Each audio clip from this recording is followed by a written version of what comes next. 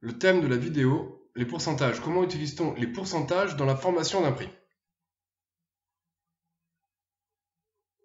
Pour mieux comprendre cela, déjà, il faut savoir que le mathématicien est un paresseux.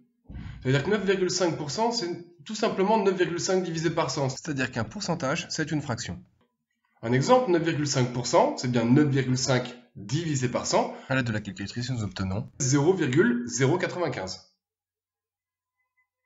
Prenons un exemple.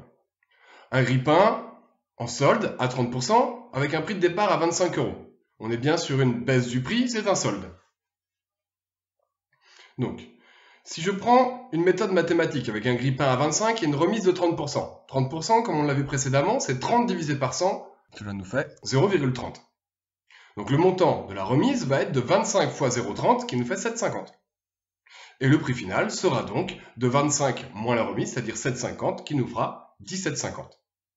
Récapitulons. Ça veut dire tout d'abord, nous avons calculé le montant de la baisse en multipliant le prix de départ par le pourcentage de la baisse.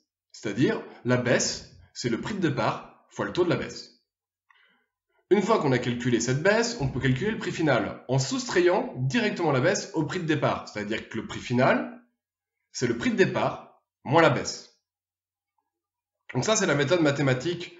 Mais il y a une autre méthode qui est une méthode plus professionnelle qui nous permet d'aller directement du prix de départ au prix final. Pour ceci, on va passer par un coefficient multiplicateur. Pour le trouver, on fera directement 1 moins le taux de la remise. On fait une soustraction car c'est une baisse. Prenons l'exemple avec un prix de départ à 25 €, un taux de remise de 0,30. Le coefficient multiplicateur sera de 1 moins le taux de remise. 1 moins 0,30 qui nous donne 0,70. Le prix de final sera donc de 25 fois 0,70 qui nous fait 17,50. Exactement le même résultat que précédemment, ce qui est rassurant.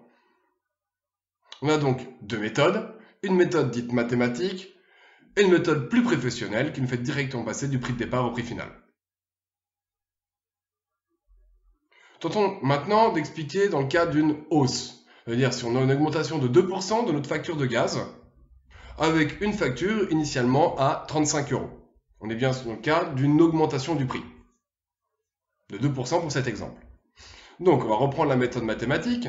Si on a une facture de 35 € avec une augmentation de 2%. 2%, on se rappelle, c'est bien 2 divisé par 100. À l'aide de la calculatrice, il nous fait 0,02.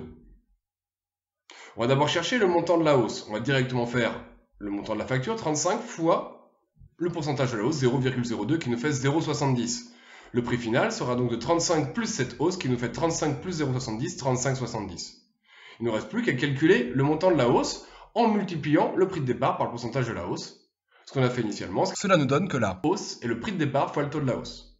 Maintenant, pour calculer le prix final, on va directement additionner cette hausse au prix de départ, ce qui nous dit que le prix final est donc le prix de départ plus la hausse.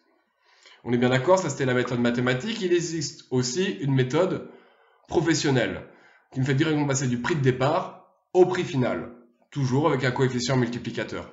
Pour le calculer, cette fois-ci on utilisera la somme, ce qui nous fera 1 plus le taux de la hausse. Prenons l'exemple d'une facture à 35 € avec un taux de la hausse à 0,02, le coefficient multiplicateur sera de 1 plus 0,02, ce qui nous fait 1,02. La facture finale sera donc de 35 fois 1,02, c'est-à-dire 35,70 comme précédemment. Récapitulons, dans le cas d'une augmentation, on a bien une méthode mathématique et une méthode dite professionnelle un peu plus rapide, comme dans le cas d'une baisse.